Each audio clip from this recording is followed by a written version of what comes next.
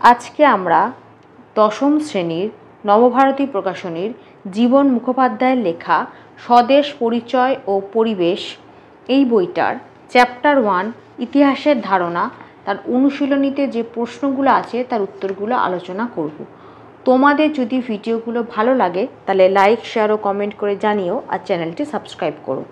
আমার একটা ম্যাথসের চ্যানেল আছে WB ম্যাথস ওয়ার্ল্ড, সেখানে গণিত প্রকাশের কোষে দেখির সমস্ত অঙ্কের সমাধান করে দেওয়া আছে। তার লিঙ্ক আমি এই ভিডিও ডেসক্রিপশন বক্সে দিয়ে দেবো, আর ওপরের আই বাটনে ক্লিক করো, তোমরা সেই চ্যানেলটি পেয়ে যাবে। প্রথমে ক নৈবেত্তিক প্রশ্ন, সঠিক উত্তরটি নির্বাচন করো। প্রশ্ন 1, নগেন্দ্রনাথ সর্বাধিকারী একজন দক্ষ ড্যাশ খেলোয়াড় ছিলেন? উত্তর হবে অপশান সি, ফুটবল। 2, বিপিনচন্দ্র পাল লিখেছেন? উত্তর হবে অপশান এ, 70 বৎসর। 3, ভারতে ফুটবল খেলা প্রবর্তন করেন? উত্তর হবে অপশান এ, ইংরেজরা। 4, সোমপ্রকাশ ছিল একটি? উত্তর হবে অপশান বি, সাপ্তাহিক পত্রিকা। 5, মোহনবাগান ক্লাব IFA শিল্ড জয় করেছিল? উত্তর হবে অপশান সি, 1911 খ্রিস্টাব্দে। 6, দাদা সাহেব ফালকে যুক্ত ছিলেন? উত্তর হবে অপশান এ, চলচ্চিত্রের সঙ্গে। 7, জীবনের ঝরাপাতা গ্রন্থটি হলো একটি? উত্তর হবে অপশান ডি, আত্মজীবনী। 8, ভারতীয়রা আলুর ব্যবহার শিখেছিল যাদের কাছ থেকে? উত্তর হবে অপশান এ, পর্তুগিজ। তারপর শূন্যস্থান পূরণ করো। 1, স্বদেশিকতার সভার সভাপতি ছিলেন ড্যাশ? উত্তর হবে রাজনারায়ণ বসু। উত্তর হবে রাজনারায়ণ বসু। 2, সরলা দেবী চৌধুরানীর পিতার নাম ড্যাশ? উত্তর হবে জানকীনাথ ঘোষাল। 3, সোমপ্রকাশ প্রকাশিত হয় ড্যাশ সালে? উত্তর হবে 1858 সালে। 4, সরলা দেবী চৌধুরানীর আত্মজীবনী গ্রন্থের নাম ড্যাশ? উত্তর হবে জীবনের ঝরাপাতা। তারপর ক স্তম্ভের সঙ্গে খ স্তম্ভ মিলিয়ে লেখো। ক এর 1, মল্লযুদ্ধ, এটা হবে অপশান বি, যতীন্দ্র প্রসাদ গুহ। 2, অলিম্পিয়া থিয়েটার, এটা হবে অপশান এ, দাদাভাই Phalke. 3, letters from a father to his daughter, এটা হবে অপশান ডি, জওহরলাল নেহরু। 4, চলচ্চিত্র, এটা হবে অপশান সি, সত্যজিৎ রায়। তারপর সত্য না মিথ্যা নির্ণয় করো। 1, সোমপ্রকাশ পত্রিকার সম্পাদক ছিলেন দ্বারকানাথ বিদ্যাভূষণ, সত্য। 2, নদিয়া কাহিনী গ্রন্থটি শহরের ইতিহাসের অন্তর্গত, মিথ্যা। 3, বীণা দাস হলেন একজন কবি, মিথ্যা। 4, গোবর গুহ ছিলেন বাংলার বিখ্যাত কুস্তিগীর, সত্য।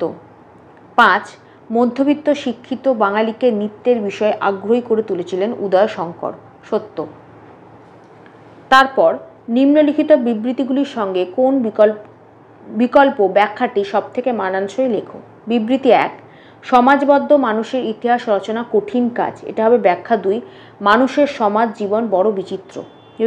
বিবৃতি 2, বিভিন্ন অঞ্চলের মানুষ বিভিন্ন ধরনের পোশাক পরিচ্ছদ পরিধান করে, এটা হবে বিবৃতি 1, আবহাওয়াজনিত কারণে নিজেকে রক্ষা করার জন্য। তারপর খ অতি সংক্ষিপ্ত প্রশ্ন মান 1। প্রশ্ন 1, ভারতের প্রকাশিত প্রথম সংবাদপত্র কোনটা? উত্তর হবে বেঙ্গল গেজেট। 2, সোমপ্রকাশ পত্রিকার সম্পাদক কে ছিলেন? উত্তর হবে দ্বারকানাথ বিদ্যাভূষণ। 3, সরকারি নথিপত্র কোথায় সংরক্ষণ করা হয়? উত্তর হবে মহাফেজখানায়। 4, বিপিনচন্দ্র পালের আত্মজীবনী গ্রন্থের নাম কি? উত্তর হবে 70 বৎসর।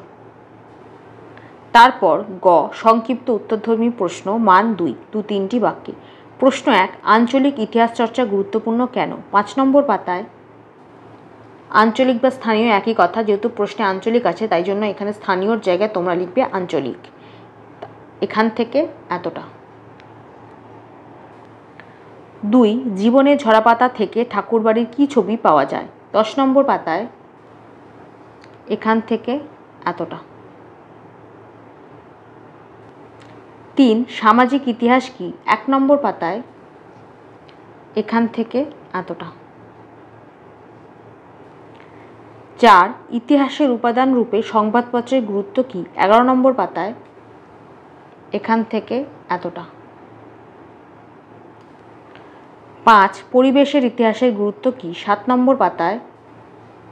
এখান থেকে এতটা। 6, স্মৃতিকথা বা আত্মজীবনীকে কিভাবে আধুনিক ভারতের ইতিহাস চর্চার উপাদান রূপে ব্যবহার করা হয়? 8 নম্বর পাতায়। এখান থেকে এতটা লেখার পর 9 নম্বর পাতায় এখান থেকে এতটা। 7 সরকারি নথিপত্র বলতে কি বোঝায়? 8 নম্বর পাতায় এখান থেকে এতটা। 8 সংবাদপত্র ও সাময়িক পত্রের মধ্যে পার্থক্য কি? সাময়িক পত্র ও সংবাদপত্রের মধ্যে পার্থক্য এখান থেকে এতটা।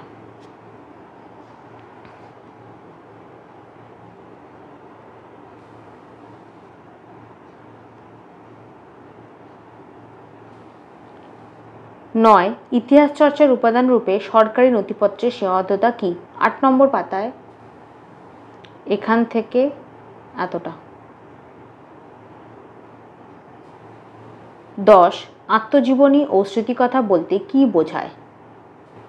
এক্ষেত্রে কাকে বলে আর উদাহরণ দুটোই লিখে দেবে। এখান থেকে এতটা। প্রথমে হচ্ছে আত্মজীবনী কাকে বলে, তারপর স্মৃতিকথা কাকে বলে, আর উদাহরণ লিখবে। আত্মজীবনীমূলক গ্রন্থ হলো ঈশ্বরচন্দ্র বিদ্যাসাগরের অসম্পূর্ণ আত্মজীবনী, প্রভাবতী সম্ভাষণ, আর স্মৃতিকথামূলক গ্রন্থ হলো দক্ষিণারঞ্জন বসুর ছেড়ে আসা গ্রাম।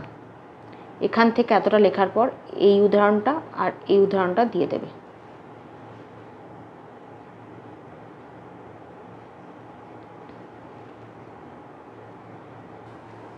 তারপর ঘ বিশ্লেষণধর্মী প্রশ্ন 7-8টি বাক্যে, মান 4। প্রশ্ন 1 পরিবেশের ইতিহাস গুরুত্বপূর্ণ কেন? 7 নম্বর পাতায় এখান থেকে এতটা। 2 ইতিহাসের উপাদান হিসাবে 70 বৎসর জীবন স্মৃতি, জীবনের ঝরাপাতার গুরুত্ব আলোচনা করো।